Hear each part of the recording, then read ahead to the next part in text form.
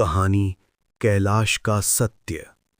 हिमालय की बर्फीली चोटियों के बीच, जहां हवा भी रहस्यों को अपने साथ बहाकर ले जाती है, वहां खड़ा था एक दिव्य पर्वत, कैलाश। लोग कहते थे ये सिर्फ एक पहाड़ नहीं, बल्कि स्वयं भगवान शिव का निवास है। उसी कैलाश को जीतने का सपना लेकर निकला था एक युवा, आरव। उसके मन में जिद थी, मैं इस पर्वत पर चढ़कर दिखाऊंगा। जब वो अपने गांव से निकल रहा था तो बुजुर्गों और साधुओं ने उसे रोका। बेटा, कैलाश को कोई जीत नहीं सकता, उसे सिर्फ महसूस किया जाता है। लेकिन आरव ने उनकी बातों को अंधविश्वास समझा और मुस्कुराकर आगे बढ़ गया। कई दिनों की कठिन यात्रा के बाद वो कैलाश के सामने खड़ा था। वो दृश्य अद्भुत था। चारों ओर शांति, हवा थमी हुई और पर्वत के चारों ओर एक अनजानी दिव्य ऊर्जा। आरव ने चढ़ाई शुरू की। पहले कुछ कदम आसान लगे, लेकिन धीरे धीरे हवा तेज होने लगी, बर्फ उड़ने लगी और रास्ता फिसलन भरा हो गया। जैसे ही वो ऊपर बढ़ने लगा, उसे अचानक महसूस हुआ कि कोई अदृश्य शक्ति उसे पीछे खींच रही है। उसका शरीर भारी हो गया, सांसें तेज हो गईं और वो घुटनों के बल गिर पड़ा। तभी उसके सामने एक साधु प्रकट हुए। लंबी दाढ़ी, शांत चेहरा और आंखों में गहरी शांति। साधु ने मुस्कुराते हुए कहा, तुम यहां क्या खोज रहे हो पुत्र?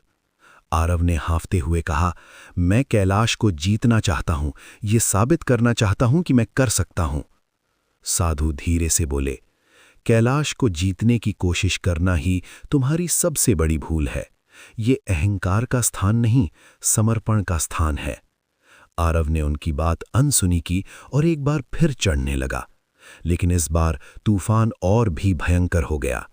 हवा चिल्ला रही थी, बर्फ आंखों को ढक रही थी और हर कदम पर वो पीछे फिसल रहा था। आखिरकार थककर वो वहीं बैठ गया। उसकी सारी ताकत खत्म हो चुकी थी। अब पहली बार उसके मन में सवाल उठा, क्या मैं गलत था? उसने आंखें बंद कीं, हाथ जोड़े और धीरे धीरे जप करने लगा, ओम नमः शिवाय, ओम नमः शिवाय। जैसे जैसे उसका जप गहरा होता गया, तूफान शांत होने लगा। हवा रुक गई और चारों ओर एक अद्भुत शांति छा गई। तभी उसने एक दिव्य प्रकाश देखा। आकाश में एक हल्की सी आकृति उभरी, जैसे स्वयं भगवान शिव उसे देख रहे हों। उस पल में आरव को सब समझ आ गया। कैलाश कोई पर्वत नहीं था, ये एक अनुभव था, एक भावना थी, एक आत्मा की यात्रा थी। उसकी आंखों से आंसू बहने लगे, लेकिन इस बार ये हार के नहीं, बल्कि समझ के आंसू थे। वो धीरे से मुस्कुराया, उठ खड़ा हुआ और बिना पीछे देखे नीचे लौटने लगा। अब वो पहले वाला आरव नहीं था। उसके अंदर अहंकार की जगह शांति थी और जिद की जगह श्रद्धा। पीछे कैलाश चमक रहा था, जैसे उसकी परीक्षा पूरी हो गई हो।